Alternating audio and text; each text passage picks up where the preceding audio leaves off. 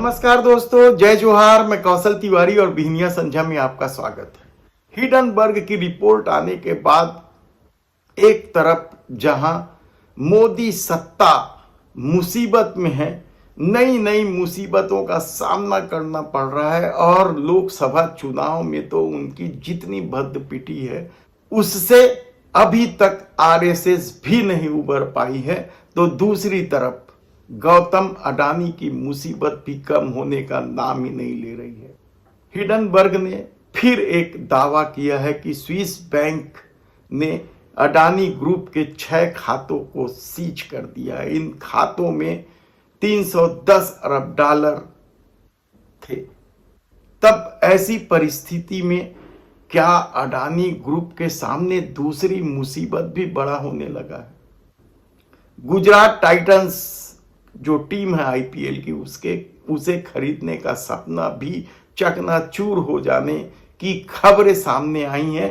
तो दूसरी तरफ सीमेंट कंपनी अडानी ग्रुप के पास जो है अंबुजा सीमेंट, उसके एक बड़े अधिकारी बरगढ़ जिले के कलेक्टर को रिश्वत देते धरे गए, गिरफ्तार हैं वे। यानी चौतरफा बदनामी के बीच अब विदेश से भी एक बड़ी खबर आने लगी है।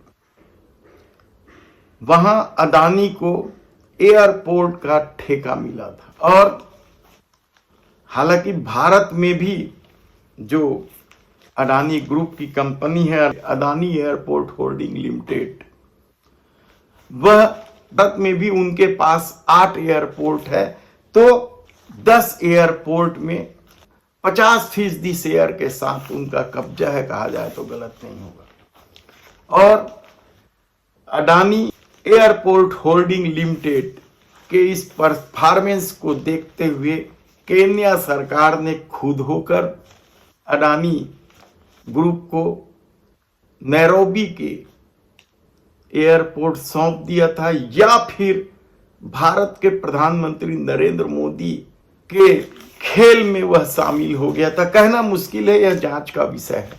लेकिन अब लोगों ने खुलकर मोर्चा खोल दिया। कहा जाता है कि नैरोबी एयरपोर्ट उस क्षेत्र का सबसे व्यस्ततम एयरपोर्ट है, जिसकी कमाई भी अनाप शनाप है। और उस एयरपोर्ट को केन्या सरकार ने जब अडानी ग्रुप को दिया दूसरा रनवे विस्तार के लिए और होल्ड के लिए, चलाने के लिए, तो वहां की जनता सड़कों पर निकल आई और मामला न्यायालय में भी चला गया।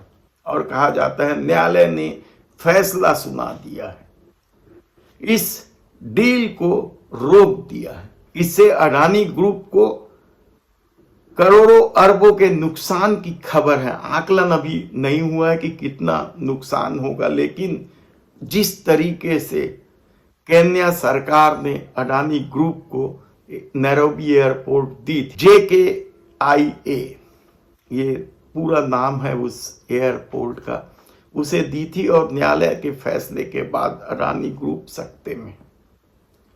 कहा जाता है कि इन 10 सालों में देश के प्रधानमंत्री नरेंद्र मोदी ने अडानी ग्रुप को आगे बढ़ाने के लिए कई तरह के खेल खेले थे।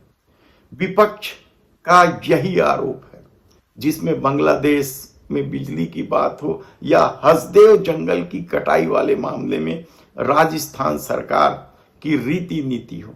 कहते हैं कि राजस्थान सरकार को बिजली की जरूरत ही नहीं है, उसके पास सौर ऊर्जा से इतनी बिजली उत्पन्न हो रहे हैं कि वो दूसरे राज्यों को बेच रहे हैं।